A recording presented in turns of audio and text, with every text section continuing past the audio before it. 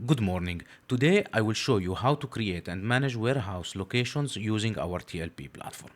In this session, we will model the locations for Area A1, which belongs to the MDC organization of our hypothetical company Pragma Polls.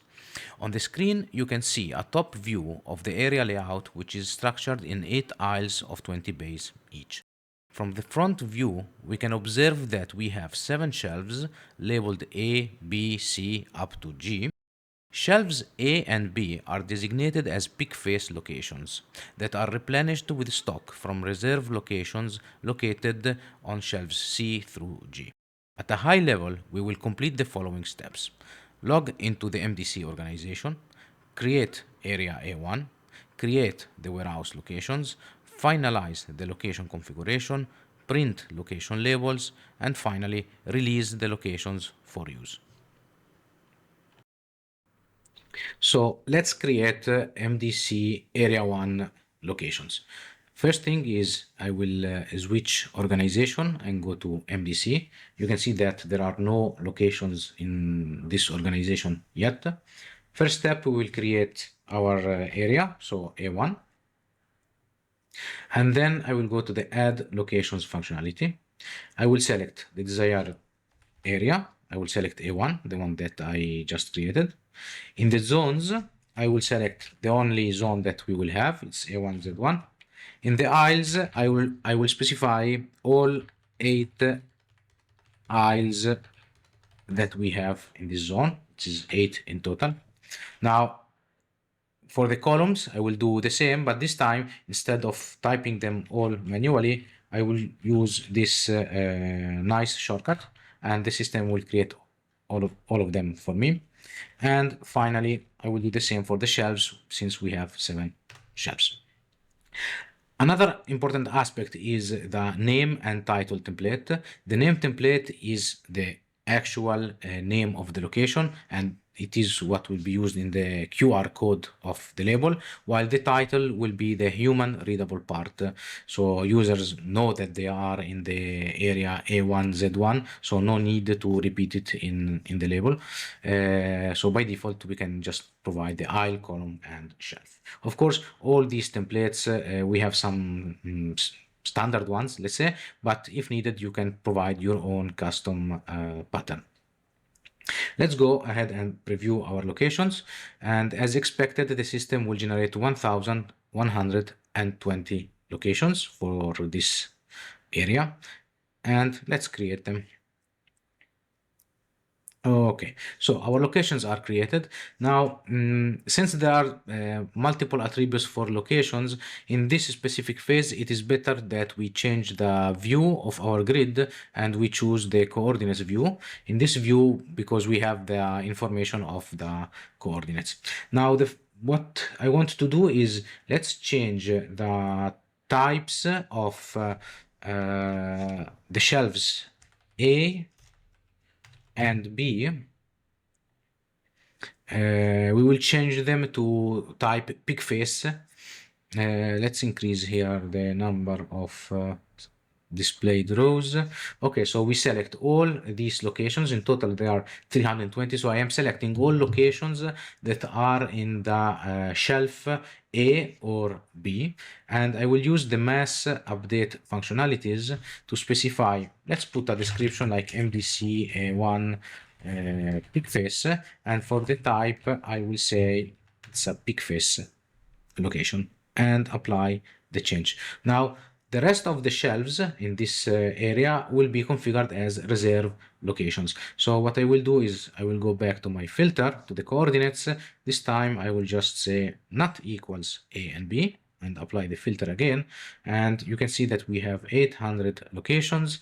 I will select all of them, go again to the mass update functionality. I will specify the description as MDC A1 reserve, and the type will be reserve. And let's apply this change.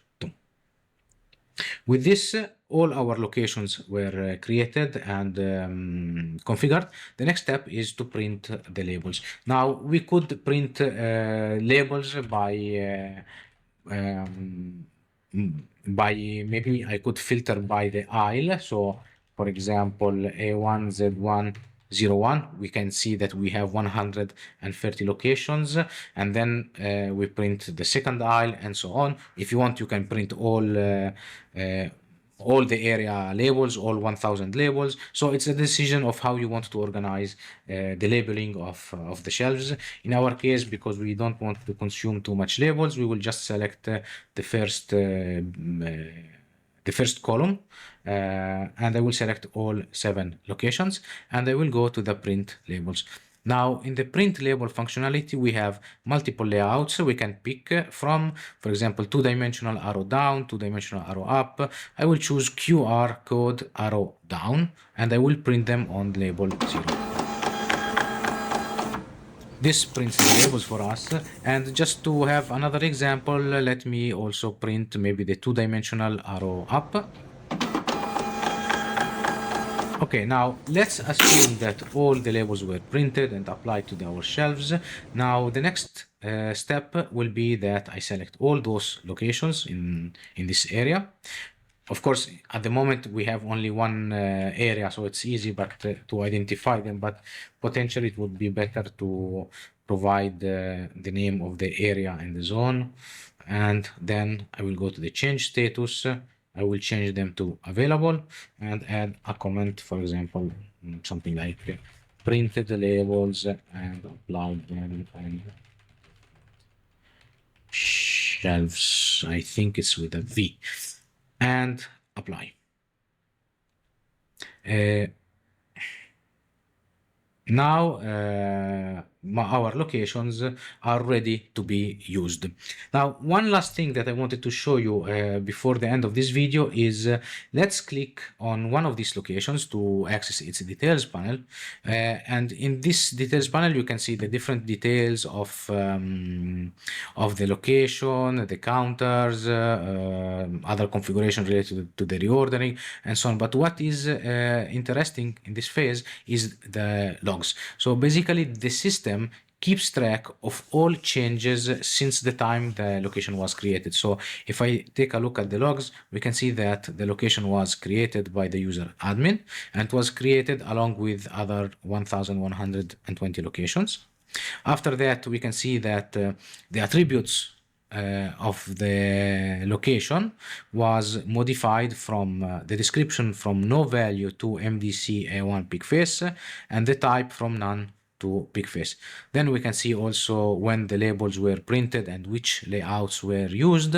And finally, I can also see the status change, that it was blocked and was moved to available with the comment that was specified by the user. So this functionality is available for all objects in the TLP platform. We keep track of all changes so that system administrators know exactly what happened and who did and what and when. Thank you very much.